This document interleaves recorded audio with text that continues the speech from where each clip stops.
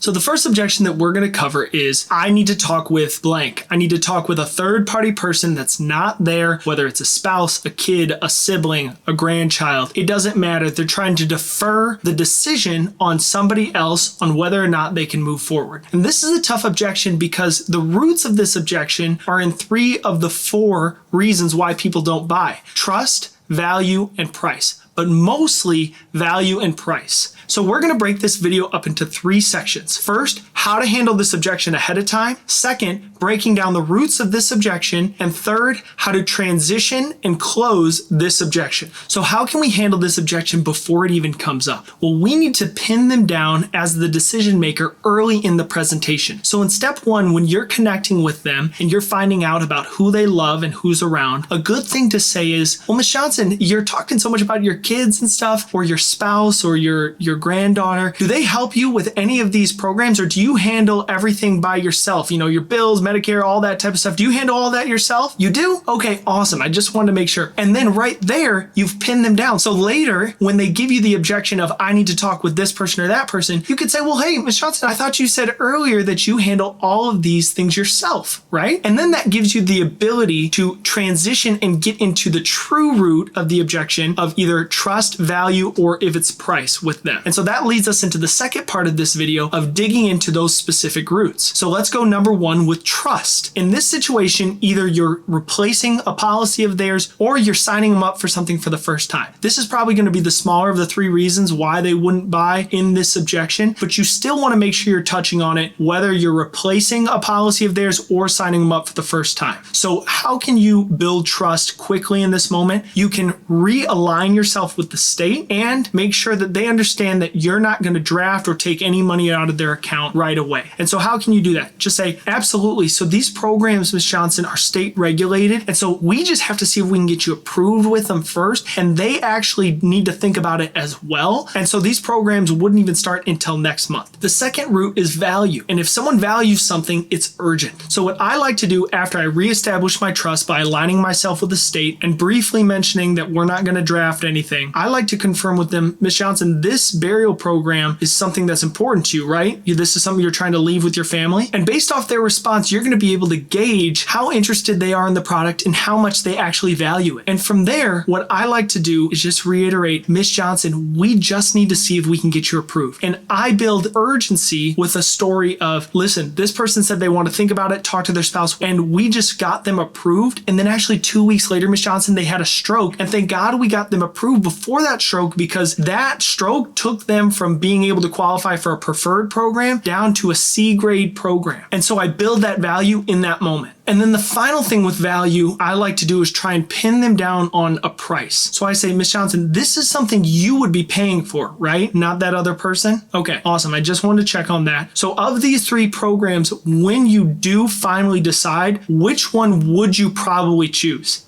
And they're going to point. And that gives us the ability to say, okay, great, we just need to get you approved. And then that leads into the final objection of price. They're worried about their budget, or maybe the other person that they're going to talk to is going to say this is too expensive. And so what I like to do is take that away and say, okay, Ms. Johnson, you said you wanted this silver program, but what we should actually do is just get you a starter program just to see if we can get you approved. And then from there, you'll be able to talk with your spouse, daughter, sibling, and decide what program you want to do, and you'll know you're already approved, and then it's really easy to increase. But Ms. Johnson, I would hate if you go and talk to that other person and then we can't even get you approved, and then we have to go through all of this process all over again to show you new programs and bring new things out. It's just going to be a huge hassle. So we just need to see if we can get you approved, and we're going to go with a starter program. How's that sound? Good? Awesome. So here's a couple starter programs, and I'll show them lower prices of maybe $20, $30, $40. Which starter program did you want to go with? The 20? Okay, great. Go grab your driver's license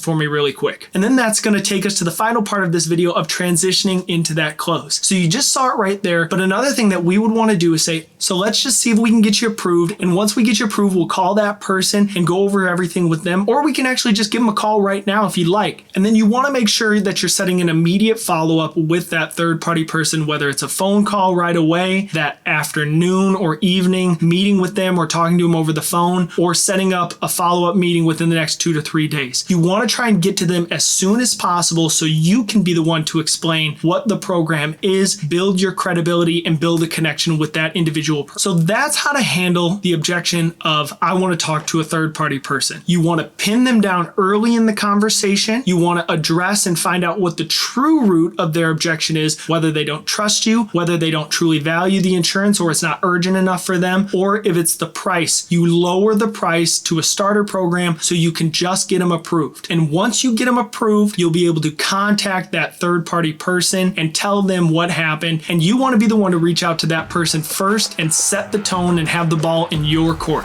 So we'll see you in the next video.